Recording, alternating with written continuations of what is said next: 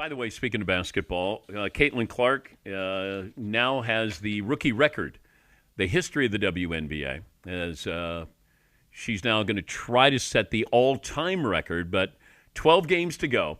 Now, this is happening exactly how I scripted it. I told you this is going. They loaded up the schedule, front-loaded Caitlin Clark on a bad team, the worst team because they drafted her, number one. They were going to load up against better competition, and she played an entire college basketball season, and she didn't play well. And I said at the time she didn't deserve to be on the Olympic team.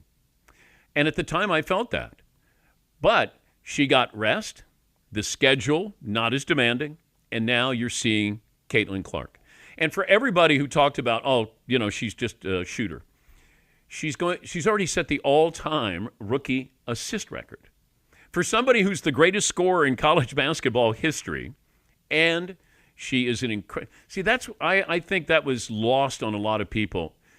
Her ability to be able to find the open person, it's something that you're born with. And if you're one of her teammates and she's coming in, and I said at the time, she will try to ingratiate herself as a teammate by passing first instead of shooting first. And that's exactly what's happened. And she's played incredibly well. They've played incredibly well. And I know we want to make this the Rookie of the Year debate. Angel Reese is a wonderful player. She just had 20 rebounds. She's a double-double, guaranteed. Absolutely.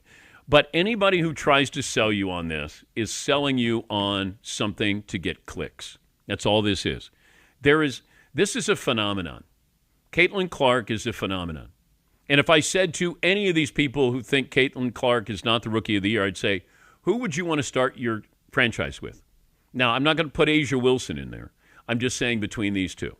Angel Reese is a wonderful player, but she does not compare to what and who Caitlin Clark is when she's on the basketball floor. Plain and simple. But we want to make it a debate, and I think that's just to get clicks.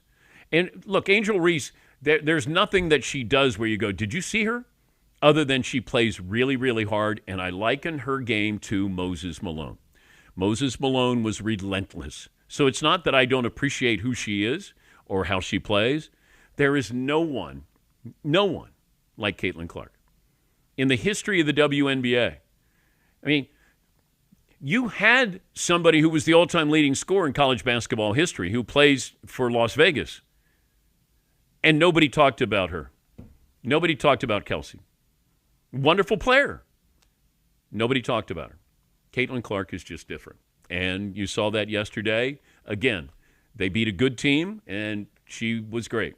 But her ability to get her teammates involved is what's going to stand out to me with her rookie season, to remind you of just how great she is seeing the floor. Yes, Paulie. And how much does the WNBA like it? The Indiana Fever look like they're going to make the playoffs. They've been winning. They're in the 7th spot right now. If the playoffs were now, the first round would be Connecticut Sun versus Indiana Fever. And that's pretty good. That will play nationally. Ooh. Well, that was the first game of the season of her career. Yeah. Was against Connecticut. Yes, Marvin? And next season, the WNBA All-Star Game is going to be in Indianapolis. Is that idea? A good thing? Paulie said no. I didn't think you needed to do it. The Clark goes wherever the All-Star Game is. You didn't need to necessarily you don't need to grow the game in Indiana right now.